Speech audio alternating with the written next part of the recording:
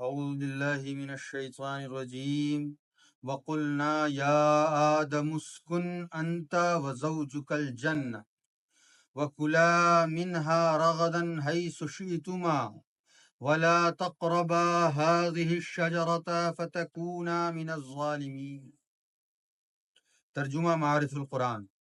اور فرمایا ہم نے کہ اے آدم رہو تم اور تمہاری بیوی جنت میں، اور دونوں کھاتے رہو اس سے بے کھٹکے جہاں چاہو،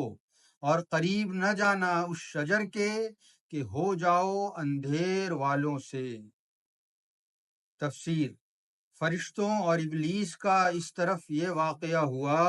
اور حضرت آدم کا ادھر یہ واقعہ ہوا کہ فرمایا ہم نے کہ اے آدم رہو سہو تم خود اور تمہاری بیوی حوا بھی جنت سدا بہار باغ میں،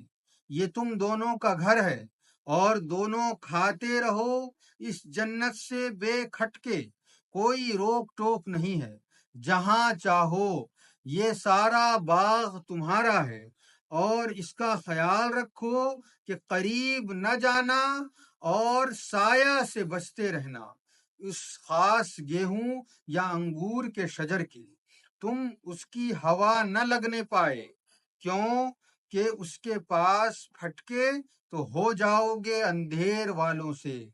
تم نبی معصوم ہو، نافرمانی تم سے متصور نہیں، مگر اپنے آرام کو چھوڑ دینا تمہارے لیے کیا کم اندھیر کی بات ہے۔ صدق اللہ عظیم وصدق رسولہ النبی الکریم۔ اللہ رب العزت نے پہلے حضرت آدم اور فرشتوں اور ابلیس کے واقعے کو بیان فرمایا، اور اس کے بعد اب اللہ رب العزت آگے ارشاد فرما رہا ہے کہ ایک طرف یہ واقعہ ہوا سجدے کا، اللہ رب العزت نے حکم دیا، فرشتوں نے سجدہ کیا،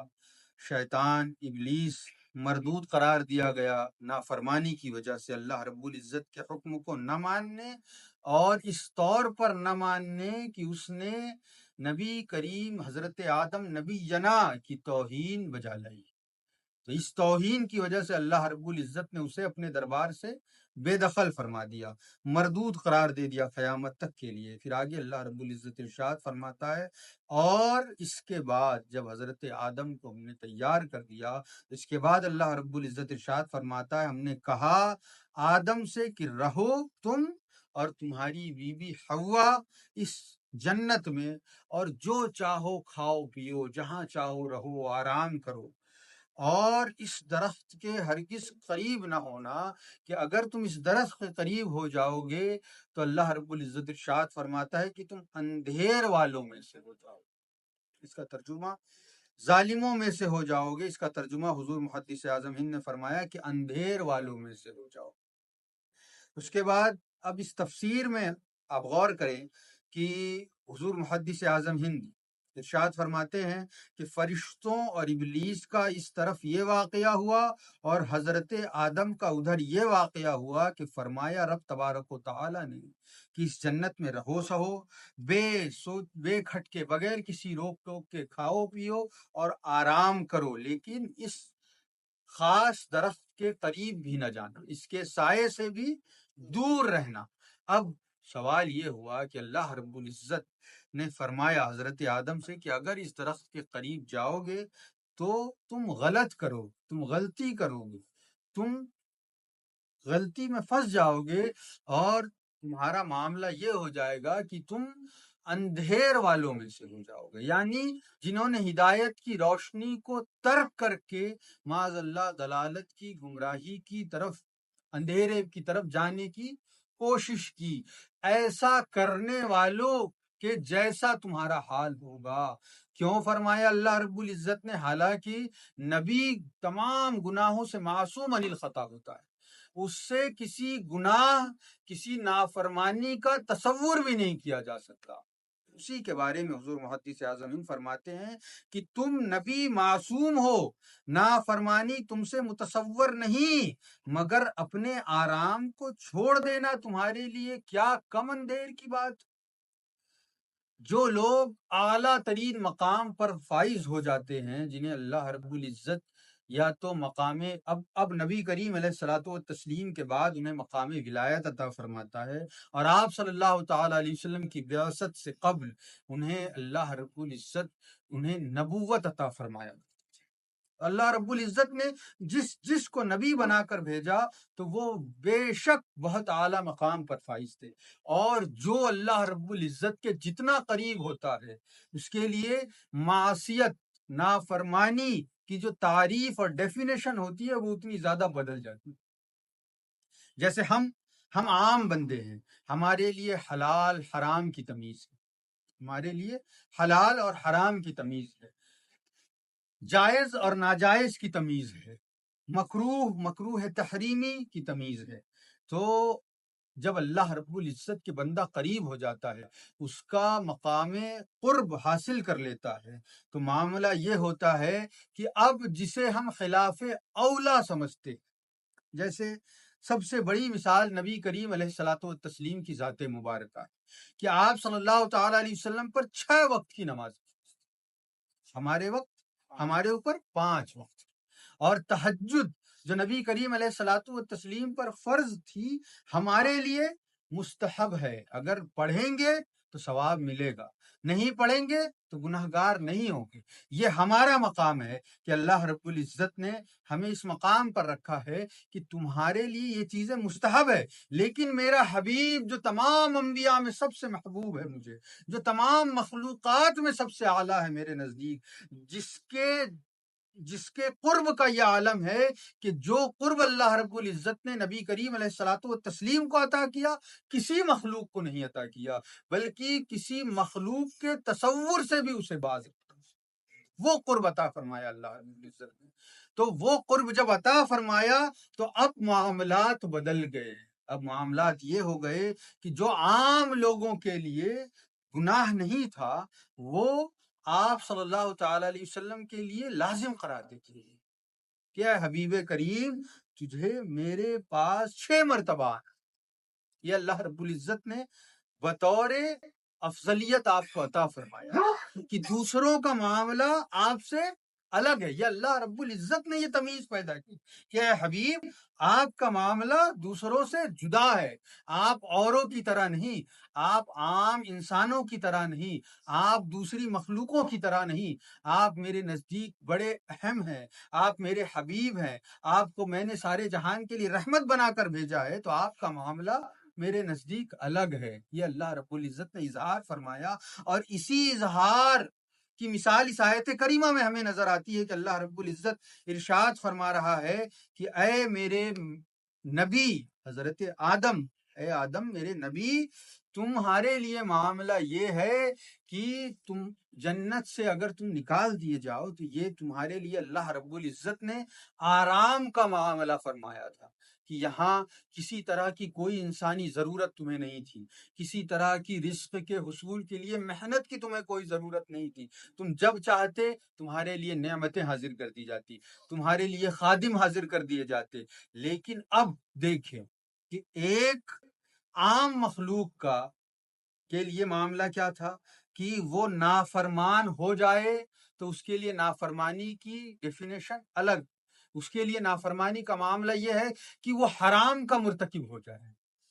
وہ حلال کو چھوڑ کر حرام کا مرتکب ہو جائے، جائز کو چھوڑ کر ناجائز کو کرنے لگے، حلال کو چھوڑ کر حرام کرنے لگے، حلال رزق کو چھوڑ کر حرام رزق کھانے لگے، تو یہ ہے اس کی نافرمانی کہ اللہ رب العزت اسے سزا کے طور پر فرماتا ہے کہ تمہارے لیے جہنم بنائی گئی ہے، تمہارے لیے جہنم بنائی گئی ہے، میں تمہیں اس طور پر سزا دوں گا۔ اللہ رب العزت نے بڑی شدید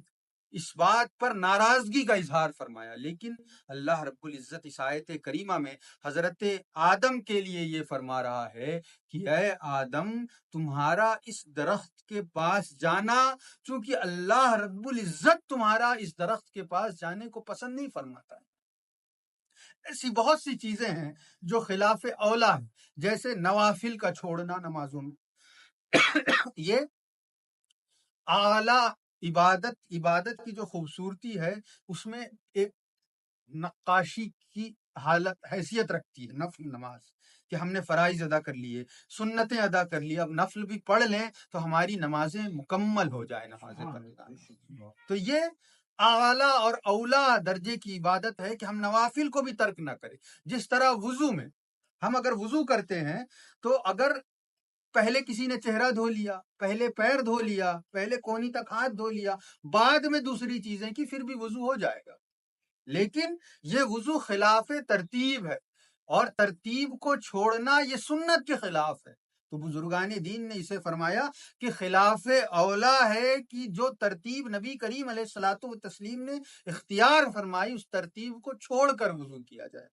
تو یہ خلاف اولا ہے۔ تو اسی طرح انبیاء کرام اور اولیاء کرام کے لیے خلاف اولا بھی معصیت کی زمرے میں آتا۔